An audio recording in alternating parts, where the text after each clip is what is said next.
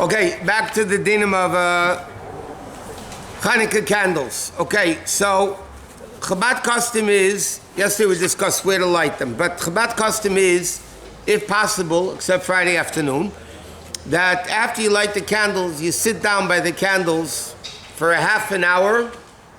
As it says, the previous Rebbe said, to listen to the story the candles tell. Okay? So there's the story, the candles are telling us a story.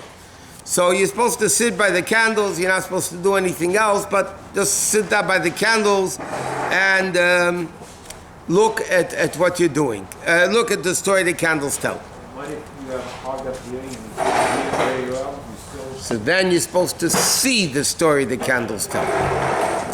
Because hearing is not going to help. Okay. Also, our custom is, some people have a custom, let's say it's the second night, so they make the bracha, they light one candle, and then they'll say Aner Salalu, and they light the rest of the candles. Our custom is, you light all the candles first, and then you say Aner Salalu. You can learn, as long as you're standing by the candles. This is an important din, that people sometimes don't think, when things happen, you don't think. Then, unlike Shabbos candles are made to benefit from. Chanukah candles, like we say you're not allowed to use them. A lot of times it happens, let's say you're lighting the candles with a Shabbos, and let's say it's the fourth night, and you light candle 4 and 3, and then the Shabbos goes out. So your instinct will be, okay, I'll light it from the first candle. You're not allowed to light the shamas from the candles. You have to light the candles from the shamas. So if the flame of the shamas goes out, you have to remember not to light it from the candles, because the candles you're not allowed to benefit from. So therefore you have to make sure you can't light ner miner, one candle from the next. You need a shamas. You can't even take a match and light one from the next. In many places they had a custom that they would wear, even today, they would wear Shabbos clothing for lighting the menorah. They wear shtreimel with the whole works. Rabbi writes, our custom is we wear the regular clothing. We don't wear Shabbos clothing, and we just light the menorah. What? The gartel, the minig is we do wear. Why don't we? Why do you work the 8 days of not a Yom Tov. You want to wear it, you could. But the custom is that for Chanukah it's not such a Yom Tov. Purim is more of a Yom Tov, and by Chassidus where Yutas Kislev also. But Purim, it says in Chanukah you're supposed to wear B'gdish Shabbos. Because Purim is, again, more against the body. The body is the way you dress. So therefore you dress Shabbosdik. This is about the neshama. Now, a person is not yaitze the mitzvah with the candles in shul, or let's say at a public candle lighting. Those are public menorahs are not good to fulfill one's obligation. But there's another din that a lot of people are unaware of or just don't do it. Let's say you're invited tonight for dinner at somebody's house, right after Ma'ariv. You're invited for dinner. So many people say, okay, I'll go to their house and I'll light the Chanukah candles there. You're not allowed to light the Chanukah candles there. You have to light the Chanukah candles in your home where you're sleeping that night. So therefore, you can't go to somebody's house and light the Chanukah candles there, and that's it. In fact, there's a whole issue in halacha with this. Many times, there are many chasanis in Chanukah. I have one kid of mine got married during Chanukah. People make weddings during Chanukah. So, you go to the wedding, you want to eat, and then you're going to come home late. So they'll light in the hall. A lot of people, flumah people that. In halacha, it's not so simple that you could do that. Because you have to light where you're sleeping. Now what happens, let's say you live in one house and you're going to your parents or in-laws for Shabbos, Chanukah. So because you're sleeping there, you can light in the house you're going to. Therefore, Saturday night, halacha says, even though you're going to go back home later, the fact that you were there the entire Shabbos and already lit there Friday night, you can light there Saturday night, even though you're going to go home later and sleep in a different house. Someone that's not going to light at home for Yetzi at a public event? Then they make the two brachas, not halachic nights, but Shosanisim and Shechyon first. They don't make the bracha. But the Yaved the Yaitza. Isn't it better if you want to eat Huh? instead of lighting at home, like after you finish eating, like the first one? Where you're eating? No, because halacha is you have to bench licht where you're sleeping. That's what it says in halacha. You have to bench. You can't do it by where you're a guest. There's another issue. You're not supposed to eat a meal before candle lighting.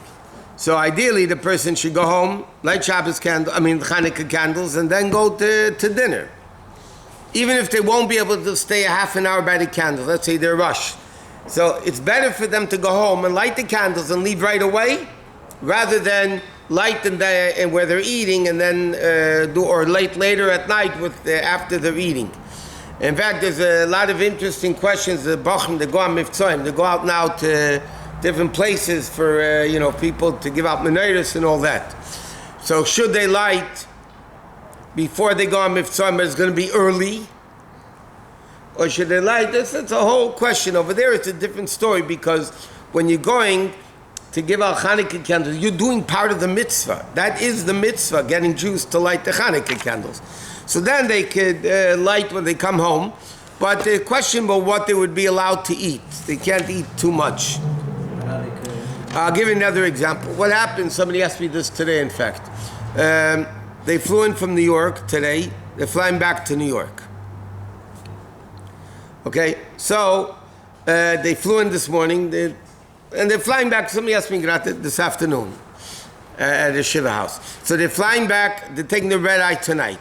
But they're not sleeping over anywhere. They came in this morning and leaving a few hours later. So then they can light wherever they're staying here before they go on the plane, because over there you're not going to be able to light later. You can't light on the plane. And you can't do it during the day. No, but I'm saying if they're taking a 10 o'clock flight at night, 11 o'clock flight at night, they can bench licht 6 o'clock and still plenty of time to go to the airport. But one second. What happens though if somebody, let's say a man has to go away in business. He has a flight, he has to leave to the airport 2 o'clock. And by the time he gets in, it's going to be very, very late, or it might be even the next morning. Okay? So, and at the airport, there's no way you can light candles today. Years ago, you can go in the corner, light a candle, get away with it. But today, you'll be locked up in a second.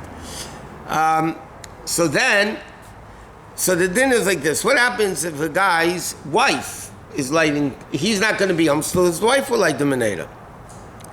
So he's yaitza with that. A lot of times you got calls. In fact, today a bunch of calls. The father wants to come home late, let's say 6 o'clock or whatever, and the kids are not going to be home until 10, 11 o'clock. Or the wife has a job, she's working somewhere, she'll be home 10, 11 o'clock. Halachically, he's allowed to light at 6 o'clock. They all fulfill their obligation, even if they're not present, but it's not Ishu Beisa, and the women don't light their own anyway. So they would be yaitza with his lighting, even though they're not present at the place. But what happens? A guy called me about this today. He has a hashkacha job tonight, and then he has an hour ride back to his apartment, and then he's doing another hashkacha morning early in the morning.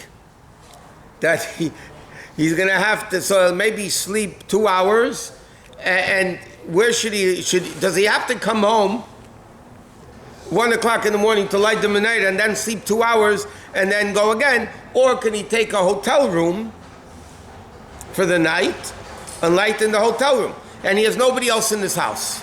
There's nobody else home. So they told me, yeah, you could do that. Take a hotel room or motel, whatever it is.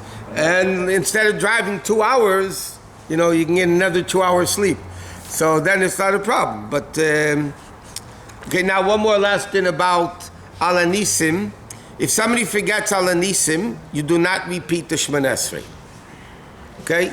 It's not like Ya'aleh v'Yoveh on Rosh Chodesh during the day. You forget Al Nisim any time, you don't have to repeat the Shemoneh Esrei. Because of that, there's an interesting opinion that we don't go by it, but there are many opinions that do go by it, and that is, what happens if I'm running late and I'm standing privately? If I say Al Nisim, I'll miss Kedusha. If I skip Al Nisim, I'll make Kedusha.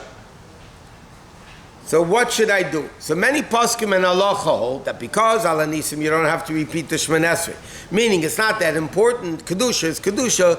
You should skip Al Nisim and make Kedusha. But the Rebbe writes in Minhagim, we don't do that. We don't skip Al Nisim even to answer Kedusha.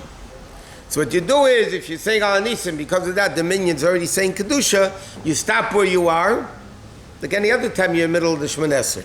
You stop where you are, unless if you're in a Lakai Nitzor. You stop where you are, you listen to Kedusha, you don't say it, and then you continue davening. Okay. That's it for tonight.